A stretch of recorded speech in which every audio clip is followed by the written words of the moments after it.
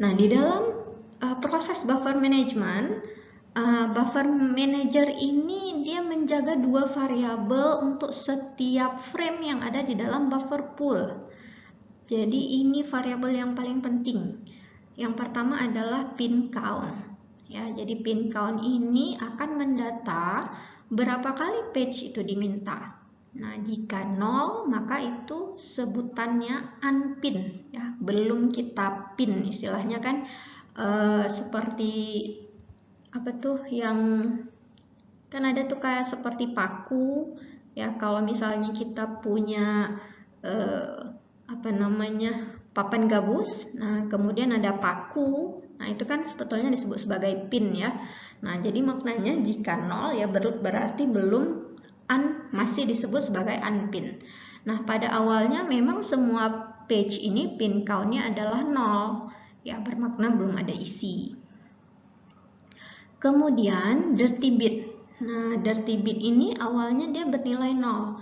Jadi sama seperti pin count, ya, secara default, secara bawaannya itu nilainya adalah 0. Nah, bagaimana proses kedua variabel ini digunakan? Jadi, setiap suatu page pada frame itu diminta, ya.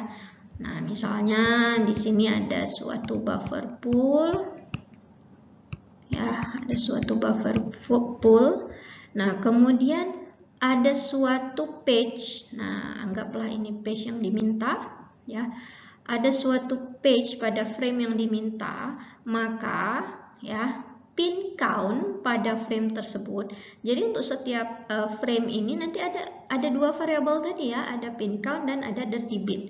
Nah, kalau ada suatu frame itu diminta, maka variabel pin count untuk frame tersebut itu akan ditambah nilainya, diincrement nilainya.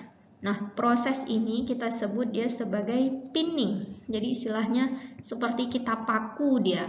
Nah, dengan cara nilai pin count-nya itu ditambah nilainya. Nah, page yang dipin itu tidak boleh dipindah ke disk, ya. Jadi ini frame-nya kan sudah kita pin, ya, sudah kita paku. Jadi maknanya page tersebut sedang digunakan dan tidak boleh dipindahkan ke hard disk. Nah, sesudah permintaan dari user tadi terpenuhi, ya, misalnya sesudah digunakan, maka variabel pin count untuk frame tersebut itu akan di-decrement nilainya.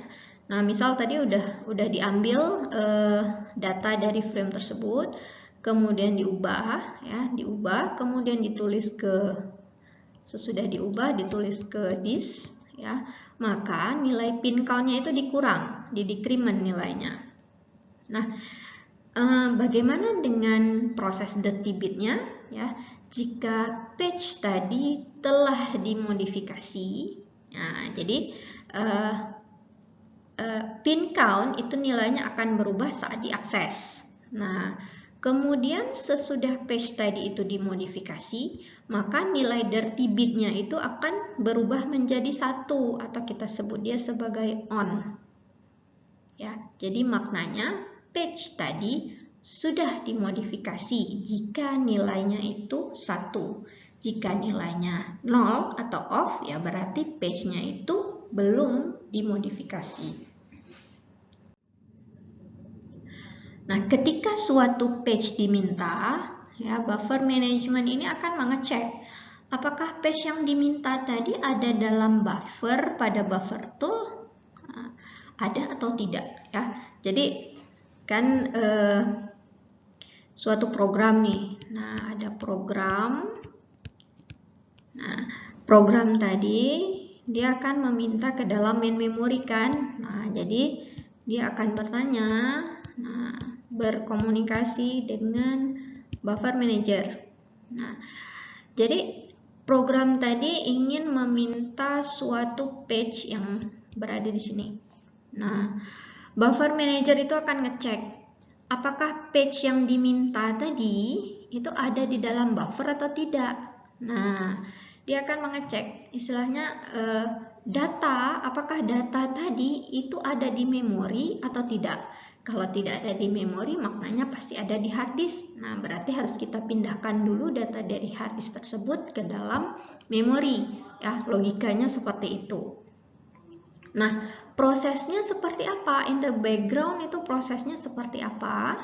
Jika ada, ya, jika page tersebut ada di dalam buffer pool, maka buffer memory, di sini saya singkat menjadi BM, buffer memory ini akan mengincrement pin count.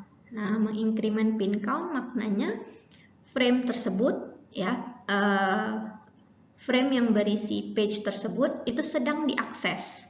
Nah, dan melepaskannya atau mengembalikan data yang ada pada page tersebut ke program. Nah, jika tidak ada, bagaimana? Nah, jika tidak ada, buffer manager itu akan memilih page untuk diganti. Ya, jadi kan ini banyak nih terdapat buffer-buffernya. Jadi dia akan memilih page untuk diganti menggunakan aturan penggantian atau replacement policy dan increment pin count. Jadi buffer manager itu dia cari mana sih yang bisa digunakan page-nya. Nah, jika dirty bit pada page pengganti itu sedang on atau maknanya nilainya 1, maka buffer manager akan menulis page tersebut ke disk dan menghapus versi lamanya. Nah, maknanya seperti apa yang tadi saya sudah jelaskan, bahwa nilai dirty bit jika nilainya itu 1 berarti page tadi sudah dimodifikasi. Makna sudah dimodifikasi berarti page tadi sudah bisa kita pindahkan ke disk. Nah, sehingga isi yang ada di dalam page tersebut sudah bisa kita hapus. Nah, sebaliknya jika dirty bitnya itu 0, ya maknanya page ya belum ada perubahan apapun. Nah, sehingga buffer manager tidak perlu memindahkannya ke disk. Nah, kemudian membaca page yang diminta ke buffer kosong yang tersedia. Jadi sesudah ada sesudah ada buffer yang kosong, maka page yang diminta tadi akan disimpan pada buffer yang kosong tadi. Nah, kemudian alamat memori dari page yang baru saja dikirim tadi itu akan diberikan ke aplikasi yang meminta data. Ya, maknanya apa di sini? Bahwa page yang diminta itu sudah berhasil didapatkan sehingga datanya itu bisa digunakan oleh aplikasi yang meminta data tersebut. Ya, secara alurnya seperti itu, tapi intinya yang secara ringkasnya aja, ya, suatu aplikasi ya meminta data. Nah, data tadi dicek ada atau tidak di dalam buffer. Kalau ada, berarti dia akan dikembalikan, ya. Nah, proses increment dan seterusnya itu akan dilakukan oleh buffer manager. Tapi jika data tersebut tidak ada, maka harus dicari dulu tempat kosong. Nah, kenapa harus dicari tempat kosong? Untuk memasukkan data yang ada di dalam hard disk ke dalam buffer. Nah, makanya di sini digunakan replacement policy, aturan penggantian. Nah, cari dulu tempat kosong. Kalau ada tempat kosong, ya. Nah, kalau proses mencari tempat kosong ini caranya dengan melihat dirty bitnya.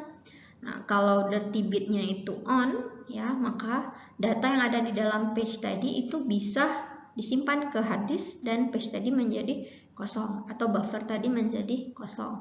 Ya, kalau 0 ya berarti tidak bisa. Nah, barulah kemudian page yang diminta tadi dipindahkan dari hard disk ke buffer pool. Dan alamatnya itu nanti akan dikembalikan ke aplikasi yang meminta data.